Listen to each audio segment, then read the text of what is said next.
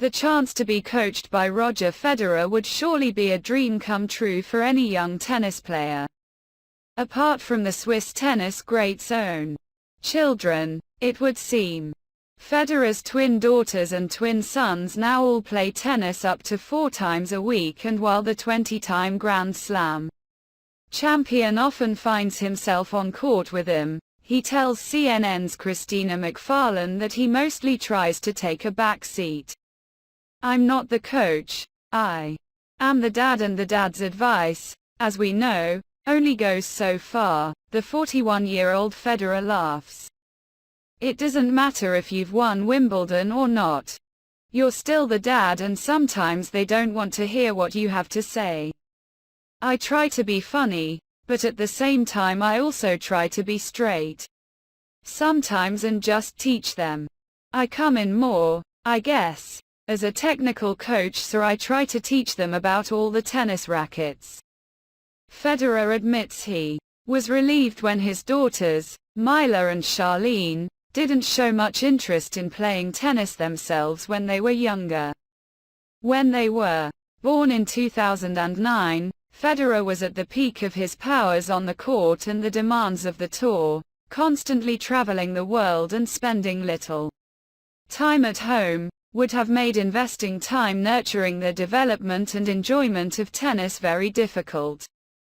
"I don't think we were the crazy tennis parents who said, 'Girls, you've got to go and play every day for 2 hours,'" Federer says.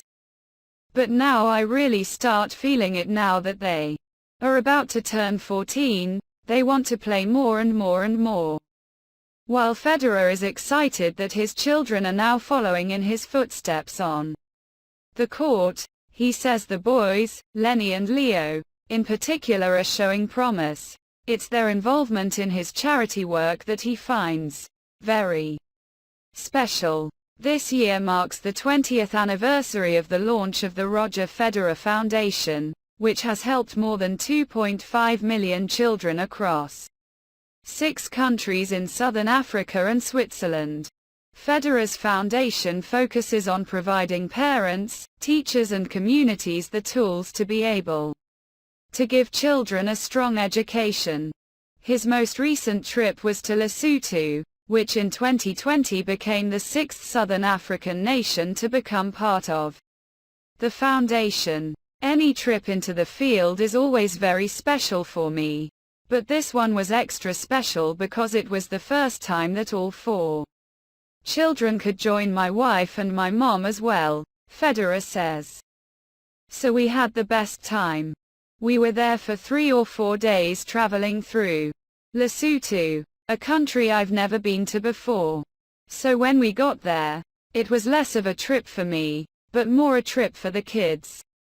So it was more catered towards them so they could play with the kids at the schools and run around and play catch and play with a ball and read to one another.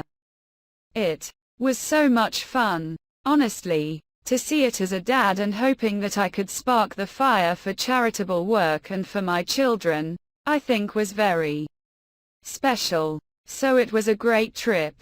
During his visit, Federer played with the kids in the sand, read them books and sat with schoolteachers to talk about the value of giving the children responsibility.